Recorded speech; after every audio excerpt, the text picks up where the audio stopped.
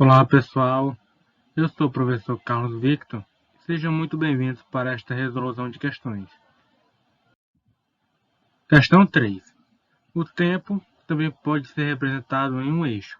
A origem desse eixo significa o instante t igual a zero, em que foi iniciada uma contagem de tempo. Pode ser o início de um dia, 0 hora, por exemplo, mas pode ser um momento qualquer em que um cronômetro foi acionado para começar a medir a duração de algum fenômeno. Após observar o eixo T representado a seguir, faça o que se pede. Certo? Aqui está o eixo. Vamos ver aqui. Vamos começar olhando essa reta.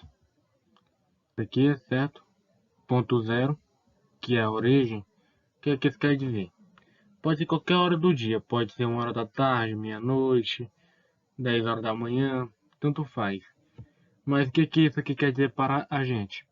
Quer dizer que aqui é quando começou a cronometrar algum evento, certo? Portanto, tudo que está à direita, ou seja, depois do zero, é o que veio o instante depois que começou a cronometrar. Portanto, tudo que vem antes, certo? Do zero, é tudo que veio antes de começar a cronometrar, pois não existe tempo negativo, certo? Pois não tem como voltar no tempo.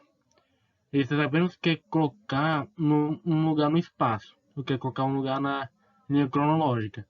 Bora dizer que eu comecei a marcar 1 hora da tarde, então 12h30, meio-dia e meia, então é menos 30 minutos, do tanto que eu comecei a marcar, certo?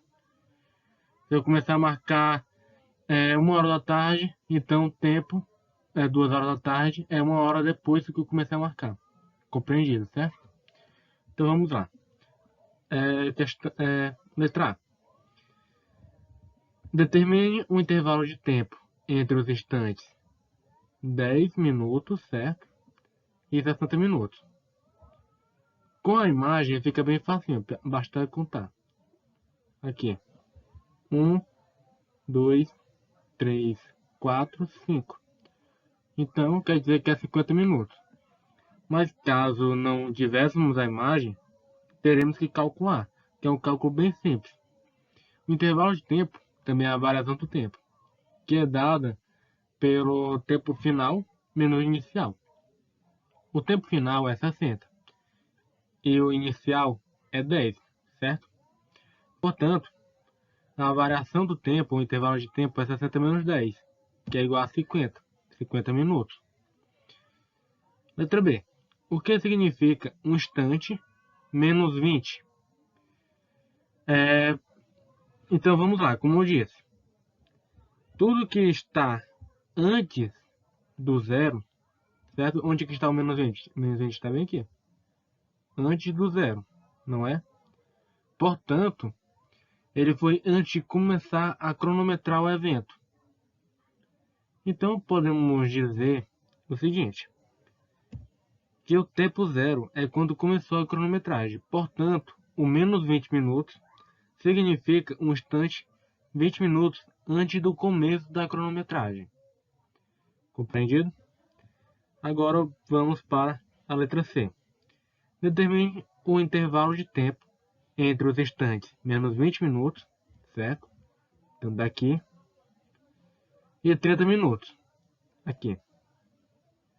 Podemos fazer novamente contando, certo? 10, 20, 30, 40, 50. Mas, novamente, se não houvesse a imagem, teríamos que calcular. Então vamos lá.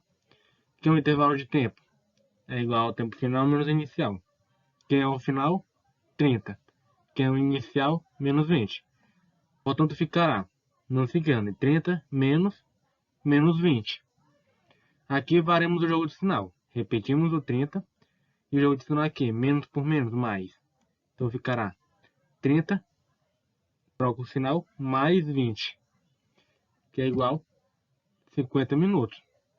Compreendido? Questão 4. Um automóvel aproxima-se de um paredão, como ilustra a figura. É incorreto, certo? Ele quer saber qual é a alternativa incorreta. Afirmar que o automóvel está em movimento em relação ao paredão. Ele está, pois algo está em movimento em relação a outro quando a sua distância vai variando. A distância entre eles vai variando. Vemos que o carro está se aproximando. Portanto, ele está diminuindo a sua distância. Como ele está variando a sua distância em relação ao paredão, então está em movimento. Portanto, essa aqui está correta. Então, vamos continuar procurando a incorreta. O paredão está em movimento em relação ao carro? Novamente, para nós parece que o carro está se movendo, mas vamos adotar o referencial. Para nós o carro realmente está se movendo. Mas aqui, o paredão está em movimento em relação ao automóvel? Então, reparamos que a distância entre eles está diminuindo. Então, sim, o paredão está em movimento em relação ao automóvel. Compreendido? Pois a distância entre eles está diminuindo. Então, o paredão está em movimento em relação ao automóvel e o automóvel está em movimento em relação ao paredão. Então, essa aqui também está correta. Letra C. O paredão está em repouso em relação ao solo? Correto, pois aqui a distância dele em relação ao solo não varia, não vai diminuindo nem vai aumentando. Então, ele está em repouso em relação ao solo. Também está correta. Vamos continuar procurando a incorreta. O motorista está em repouso em relação ao automóvel, certo? Pois o motorista está aqui dentro do automóvel, ele não está variando a sua distância em relação ao automóvel. Ele continua a mesma distância em relação ao automóvel, mas em movimento em relação à superfície da Terra. Correto também, pois daqui a superfície da Terra, o carro, vamos dizer, está inicialmente aqui, certo? Depois ele está bem aqui. Então, quando ele está aqui, ele variou a sua distância em relação a esse ponto, a superfície. Compreendido? Então, essa aqui também está correta. Então, só restou a letra E, para marcar como a incorreta. Então, vamos ver o que ela diz. O paredão está em repouso em relação ao automóvel.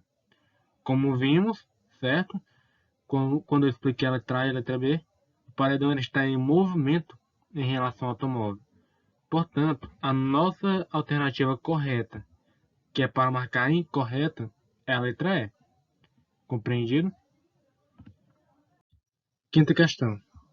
Uma pessoa viaja em um automóvel cujo velocímetro está danificado. Desejando saber sua velocidade média em determinado percurso e sabendo que os postes da rede elétrica dispostos à margem da estrada distam 60 metros um do outro, a pessoa começa a marcar o tempo no instante em que ela passa em frente a um certo poste, que chamaremos de primeiro poste. A pessoa constata que transcorreram 45,6 segundos até passar pelo 20º poste. Calcule em km por hora a velocidade média nesses 45,6 segundos. Vamos lá, que é a velocidade média e ela é dada por